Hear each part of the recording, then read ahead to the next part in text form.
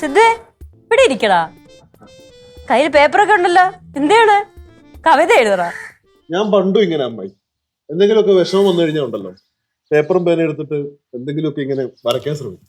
അതെന്താ പെട്ടെന്ന് വിഷമം?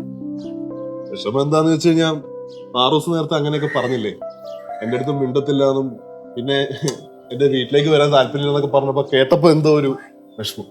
എന്റെ സിദ്ധു, അത് വിട്. അവിടെ കൊച്ചുകുട്ടിയല്ലേ, അവിടെ എന്തൊക്കെ എന്റെ അടുത്ത് പറഞ്ഞേക്കണം. അതല്ല അമ്മായി, പിണങ്ങിയിരുന്ന് കഴിഞ്ഞാലേ അവള് മര്യാദയ്ക്ക് ആഹാരം പോലും കഴിക്കത്തില്ല. അല്ലെങ്കിലും നമ്മുടെ സ്നേഹമൊന്നും അവിടെ ആരും തിരിച്ചറിയത്തില്ലല്ലോ. സത്യം പറഞ്ഞു കഴിഞ്ഞാൽ അമ്മയ്ക്ക് അറിയുമെന്ന് അറിയത്തില്ല, പാറൂസിനെ ഞാൻ എന്റെ മോളെ പോലെ കാണുന്നത്.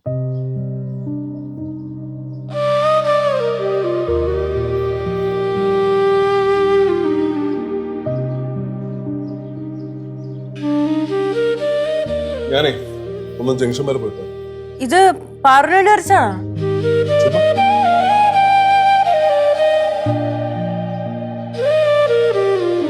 ഗംഭീരം, പറഞ്ഞ പോലെ തന്നെ ഉണ്ട്.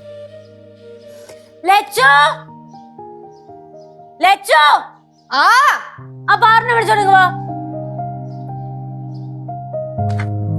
എന്താണ് ലച്ചുവേ, ഇത് നമ്മൾ വിചാരിച്ച പോലെ അല്ല. പാറു പറഞ്ഞതും പ്രവർത്തിച്ചതും ഒക്കെ സിദ്ധുവിന് വിഷമമായിട്ടുണ്ട്. ഞാൻ എന്ത് ചെയ്ത്? അയ്യോ, ഒന്നും ചെയ്യാത്ത ഒരാള്. എന്റെ പാറു സിദ്ധു നമ്മളെ പോലെ ഒന്നും അല്ല.